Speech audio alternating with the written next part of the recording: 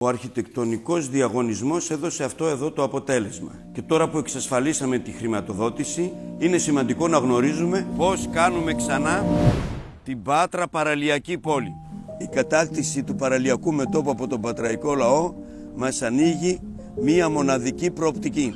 Στέλνοντας όλα τα λίματα στο νέο βιολογικό καθαρισμό, μπορούμε για πρώτη φορά να σχεδιάσουμε παραλίες μέσα στον αστικό ιστό. Χωρίς τύχη και επιφανειακό τρένο, το ιστορικό μας κέντρο γίνεται ένα με τη θάλασσα. Αυτό σημαίνει νέα άμεση πρόσβαση στη φύση σε μήκος 5 χιλιόμετρων. Αντί για εμπορικά κέντρα και κέρδη για τους λίγους, χτίζουμε το παραλιακό μέτωπο για τις ανάγκες όλων μας. Μεταφέροντας την κυκλοφορία και καταργώντας κομμάτι της Ηρώων Πολυτεχνείου, δημιουργούμε το μεγάλο βόρειο πάρκο από τη Μαρίνα έως το Κολυμβητήριο.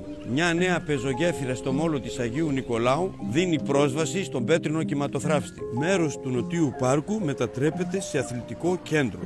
Η θεαματική αύξηση του δημόσιου χώρου αλλάζει την Πάτρα για πάντα.